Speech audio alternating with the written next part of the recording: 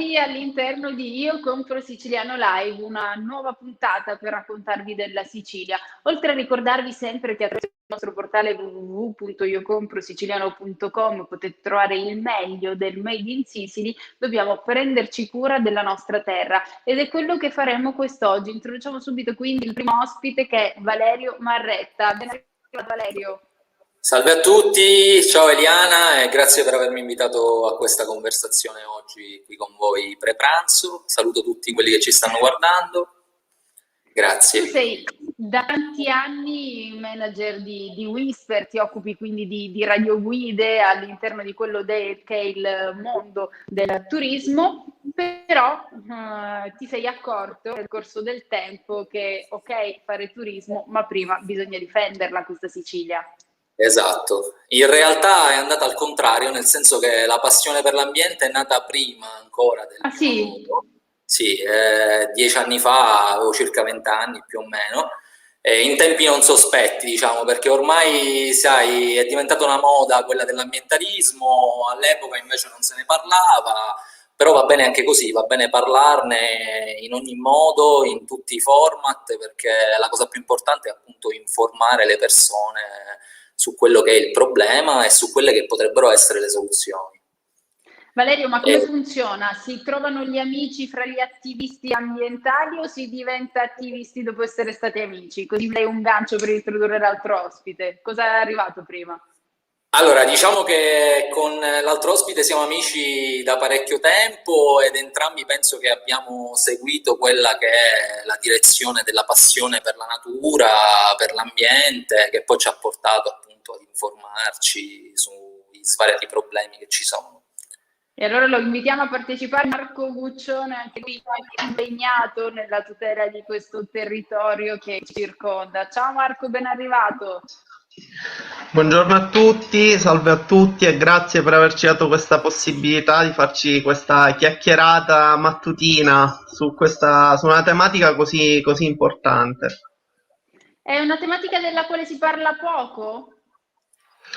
Troppo poco, ma per fortuna negli ultimi anni sta aumentando la sensibilità anche dell'opinione pubblica e di tutti, grandi e piccoli, sulla questione ambiente. È proprio questa emergenza sanitaria, uno dei pochissimi, perché credo che non si possa parlare, ecco, di È vero. aspetti positivi, però sicuramente la pandemia sta avvicinando tantissima gente alla natura, all'ambiente, e questo sicuramente avrà delle ricadute importanti che mi auguro non rimangano, ecco, limitate a questo periodo di emergenza, perché di certo c'è un ritorno, ecco, alla natura, all'ambiente naturale, all'ecosistema, e questo sicuramente rimane un aspetto positivo, ecco.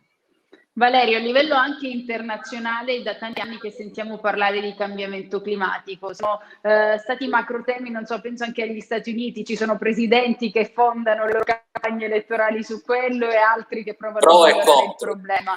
Però assolutamente sì. Ma la Sicilia, il cambiamento climatico, che rapporto c'è vedendo appunto quelli che sono gli studi anche che si stanno facendo e che ci guarderebbero? Ora dico, non è che dobbiamo pensare al cambiamento climatico e delle influenze su tutto il mondo, non è che vogliamo pensare solo alla nostra Sicilia, ma vivendoci, sai, ti interessa un tantino di più. Guardiamo prima a casa nostra, come si suol dire, Eh, poi magari al resto del mondo. Allora, c'è da dire una cosa importante, molti siciliani forse non lo sanno, ma la Sicilia è uno dei territori maggiormente interessati dal cambiamento climatico, perché le previsioni per i prossimi anni, essendo noi un territorio molto vicino all'equatore, prevedono degli innalzamenti di temperature abbastanza importanti che porteranno dietro di loro delle problematiche non indifferenti.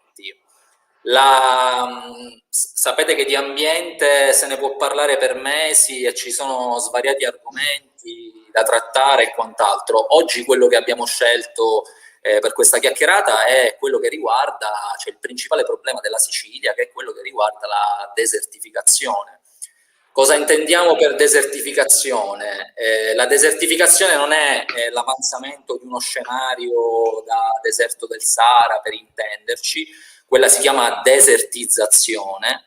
La desertificazione invece è semplicemente il cambio da un terreno produttivo, quindi che può produrre agricoltura o boschi o foreste, a un terreno completamente inerte, quindi non più in grado di produrre valore per tutti gli scopi che poi a noi stanno a cuore.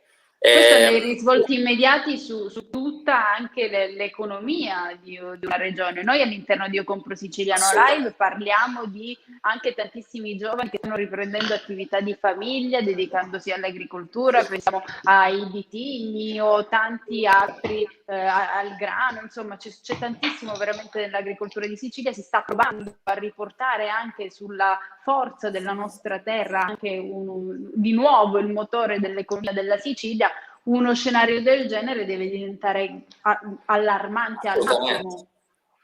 Assolutamente è molto allarmante, perché adesso faremo vedere dei grafici. Le proiezioni di qui al 2050 ci dicono che il territorio siciliano verrà interessato per l'80% da un livello critico 3, come potete vedere dal grafico, quindi il massimo livello di criticità per la desertificazione. Con alcune zone che si salvano, per esempio la provincia di Messina o il territorio dell'Etna, ma si salveranno per molto poco tempo, perché se tutto il territorio siciliano verrà interessato da un avanzamento così veloce e così vasto di desertificazione, purtroppo le prospettive sia per le nostre imprese che per la nostra agricoltura, che in generale per la vita su quest'isola, sono un po' infauste. Valerio, puoi ripetere queste immagini, questo grafico che abbiamo visto? A che data si riferisce? Quanto lontani siamo da oggi? Queste sono le proiezioni di qui al 2050, quindi fatte... Sono 30 anni, sono pochissimi. Sono 30 anni, esatto, pochissimo. E la situazione che vedete adesso è già peggiorata rispetto ai 30 anni precedenti, quindi a 30 anni fa, perché appunto l'azione dell'uomo, quindi tutti quei fenomeni antropici che l'uomo mette in atto, portano a un avanzamento della desertificazione, direi quasi inarrestabile, perché fondamentalmente né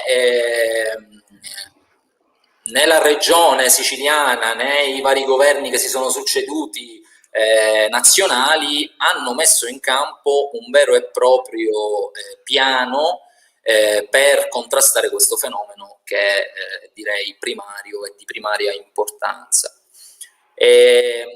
La desertificazione, quali sono le cause? Spesso e volentieri si attribuisce questo fenomeno alla scarsità della pioggia, alla scarsità d'acqua in generale. È vero, nel senso che negli ultimi anni la piovosità si è ridotta in maniera importante. Qui penso che poi Marco ci potrà dire qualcosa, perché è anche esperto di meteorologia, in maniera hobbistica ovviamente, però so che lo sei. E quindi spesso e volentieri non è semplicemente la scarsità di piogge, ma quanto appunto tutti quei fenomeni che l'uomo mette in atto che contribuiscono alla distruzione. Per esempio, quali sono? Per esempio il consumo di suolo a dismisura, quindi la cementificazione a danno delle aree verdi che possono e devono prosperare più del cemento, il disboscamento ad opera del fenomeno incendiario, o semplicemente disboscamenti per far largo a nuove opere o a nuovi impianti di chissà quale tipo. L'abuso dei terreni agricoli, Ecco, l'abuso dei terreni agricoli è una questione importante di cui parlare, perché dipende direttamente da tutte quelle aziende coinvolte nel settore agricolo, che poi a causa di questo abuso potrebbero avere danni molto molto più ingenti nei prossimi 30 anni. L'abuso dei terreni Bisogna agricoli... guardare nel lungo periodo, non si può pensare Esatto, a bisogna... qui e ora. Esattamente, bisogna fare delle strategie lungimiranti e cercare di mettere in pratica anche con le nuove tecnologie, con l'aiuto delle nuove tecnologie, tutte quelle azioni che possono contrastare il fenomeno della desertificazione, a partire anche dal giusto utilizzo della poca acqua che abbiamo, perché sappiamo tutti che in Sicilia purtroppo è vero che piove poco, ma la gran parte dell'acqua che arriva da noi purtroppo si disperde perché c'è un sistema idrico poco efficiente e questo non ce lo possiamo più permettere, soprattutto noi, perché siamo la prima regione in Italia con appunto questo tipo di problematiche e siamo i primi a doverci interessare, perché sappiamo bene che se non lo facciamo noi per primi è difficile che qualcuno ci venga ad aiutare. È verissimo. Marco, vuoi inserirti anche tu nel discorso? Sì, il discorso è molto interessante, appunto, come abbiamo avuto modo di vedere.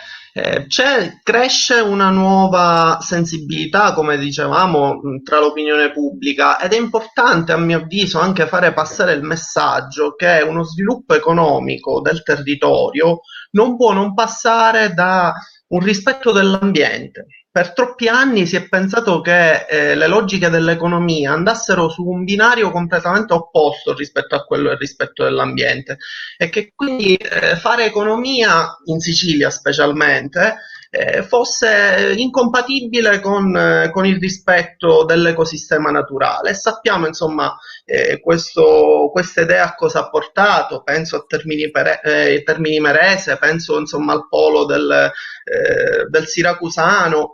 Finalmente invece si fa strada una nuova idea di sviluppo, quindi sostenibile, di uno sviluppo che dal rispetto dell'ambiente sia in grado di creare anche ricchezza, occupazione, ridisegnando quella che è la scala delle priorità politiche di una terra come quella siciliana, ma secondo me la Sicilia alla fine penso sia la sintesi dell'Italia intera, e quindi dico l'intera Italia, da nord a sud, da Canicattì fino a Belluno, dico, ha questo potenziale, quindi credo che questo sia un discorso da estendere a tutte le altre regioni, al di là dei singoli campanilismi.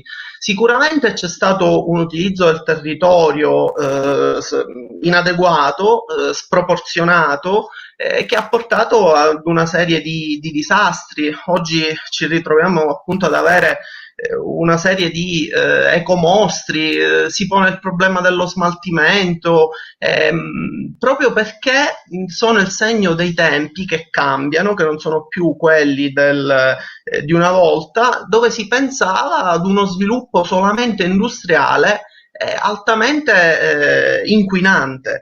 Il discorso del riscaldamento e quindi anche dell'impatto dell'uomo sul territorio è sicuramente un argomento importante, perché questo dico ce lo dice la scienza, però è anche vero che c'è anche un discorso di ciclicità climatica. A volte spesso si legge sui giornali, ci si meraviglia come se a Palermo ci fossero, insomma, 28 gradi nel mese di febbraio. Dico, capitava anche nel 1700, capitava anche nel 1800, basta andare a vedere i dati dell'Osservatorio Astronomico di Palermo a Piazza Indipendenza per capire come queste questioni non siano, ecco, del tutto nuove. Per certi versi fanno parte del nostro clima, però questo non deve farci abbassare la guardia sul discorso dell'antropizzazione, perché sicuramente l'impatto dell'uomo e di tutte le sue attività quotidiane, abitudini quotidiane, ha un impatto sul clima, ha un impatto sulla desertificazione, le temperature dico aumentano, i ghiacciai si sciolgono, dico, e questi sono dati che hanno rilevanza scientifica e sui quali non si può transigere. Quindi non bisogna... A volte servono le immagini, Marco, a volte servono le immagini perché i dati sì, possono sembrare qualcosa di astratto, possono sembrare sì. qualcosa, ah sì, loro studiano, vedono, ma in realtà, facciamo vedere, in realtà, vediamo questa natura sofferente intorno a noi. Sì.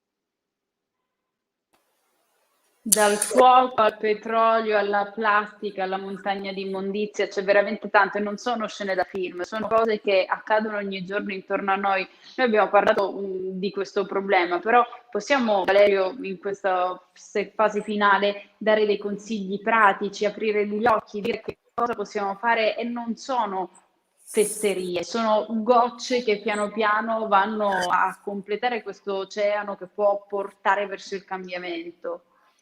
Assolutamente sì. Noi abbiamo visto nel video una situazione paradossale nel quale gli alberi vengono bruciati e ne vengono costruiti di nuovi di cemento che emettono fumo e fumi di tutti i tipi. Quindi noi praticamente ci priviamo dell'ossigeno e respiriamo qualcos'altro. Questo è quello che abbiamo fatto fino ad oggi. Bene, io penso che per realmente cambiare qualcosa bisogna partire da una consapevolezza, ovvero non ignorare più il problema, non far finta che non ci riguardi e diventare primi attori di un cambiamento, nel senso che se nessuno di noi, per mancanza di tempo, per mancanza di voglia, per mancanza di o per altre preoccupazioni che giustamente ha nella propria vita, non mette in pratica un minimo di senso civico, perché di questo si tratta, un piccolo gesto per la collettività che a favore dell'ambiente, ripetuto da molte persone, può davvero cambiare le cose. Noi sappiamo benissimo che purtroppo i siciliani ad oggi non hanno un senso civico e un senso ambientale molto sviluppato, o comunque non è fra le loro priorità. Però appunto grazie anche a questi format, grazie all'informazione, possiamo spiegare alle persone quali sono tutte quelle piccole azioni a seconda del tema che tratteremo che possono tranquillamente apportare un cambiamento, seppur in piccolo, ma il cambiamento già è vedere gente che si interessa al problema, già questo è un cambiamento. Vi posso assicurare che 10 anni fa, quando mi sono interessato al problema, venivo preso un po' per catastrofista oppure per l'uccello del malaugurio. Purtroppo ad oggi ci ritroviamo a dover parlare di ciò che 10 anni fa potevamo tranquillamente prevedere e anche evitare.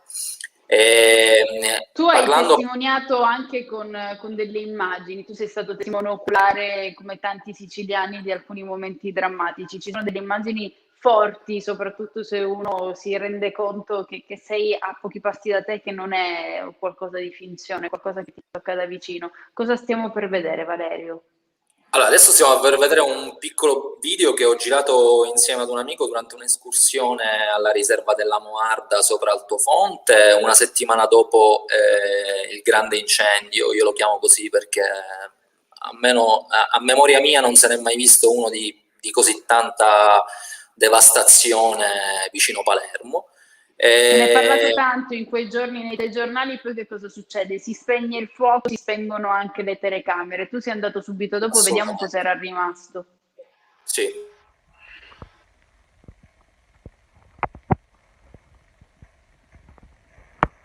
La Moarda è la riserva della Pizzuta, che ancora, dopo una settimana, brucia. Ancora brucia. Tutto devastato.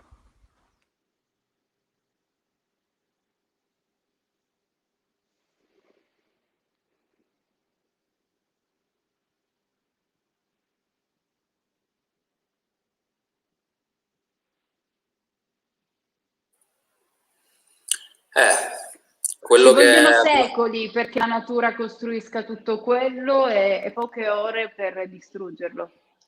Sì, assolutamente. La riserva della Moarda, come pochi altri posti in Sicilia, era un'oasi di biodiversità. Da circa 40 anni, 50 anni non veniva intaccata dagli incendi che ogni anno si ripercuotono qui da noi.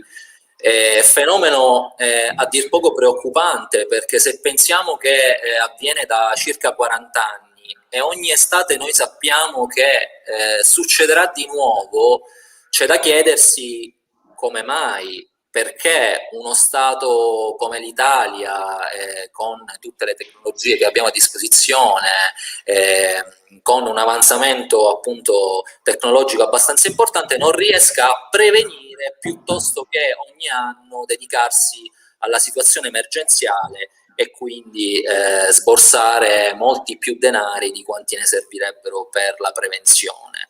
Hai ragione, prevenire è sempre la parola magica che può aiutare veramente. Lo fai prima, sì, lo fai con cognizione di causa, lo fai in prospettiva. Torna qui sempre il discorso di pensare sul lungo periodo, perché in questa terra ci vivremo noi, i nostri figli, i figli dei nostri figli, quindi quello che si fa oggi è un investimento per quelle che sono le future generazioni, non è una frase fatta. Abbiamo esaurito il tempo a nostra disposizione, ma prima di salutarci vorrei salutare chi ci sta seguendo, anche leggendo qualche messaggio così rapidamente. Salutiamo John Blandi che ci dice buongiorno e buon martedì, ci saluta lui da New York, lo ricordiamo sempre. C'è un pollice alto, un like da Nicolas Andrea Attivelli che dice complimenti ragazzi, grazie, speriamo bene. E ancora Andrea dice bella iniziativa, ovviamente c'è il grande sostegno anche da Milano, da dove ci scrive Antonino Di Caccamo che ci dà il buongiorno, Alessio Leone che dice grande mio compare Valerio Marretta. Vabbè, lo conosco. Lo conosci? Luca Leonardi dice queste immagini non sono scene di film, sono immagini reali che noi non vorremmo più vedere, quindi dobbiamo responsabilizzarci e stare attenti veramente a quello che accade intorno a noi. Ragazzi, io vi ringrazio per averci aiutati quest'oggi. Vai Valerio. Una breve anticipazione, probabilmente sempre con la redazione di Io Compro Siciliano lanceremo un nuovo format legato esclusivamente all'ambiente, quindi avremo modo di parlare di questo e di altri 1000 temi in futuro. Quindi direi che dobbiamo solo scoprire quando. Vedremo. Solo scoprire quando. Vedremo. È importantissimo. Noi amiamo la nostra Sicilia, amiamo la sicilianità, abbiamo bisogno di questa terra per poterla portare avanti, quindi ci teniamo veramente tanto a questo format. Grazie Marco Guccione, grazie Valerio Marretta per essere stati con noi. Grazie a voi, buon pomeriggio. Un saluto a tutti. Ciao. Io ringrazio come sempre Marzia Morgani dalla redazione che si occupa di tutto, anche sempre fino all'ultimo momento Paolo Gatto, il nostro regista. Vi ricordo che giovedì alle 21:30 ci sarà la prima puntata di Sicily On Air live dal Mob di Palermo e quindi ci salutiamo anche quest'oggi con la sigla di questo appuntamento speciale. Ciao!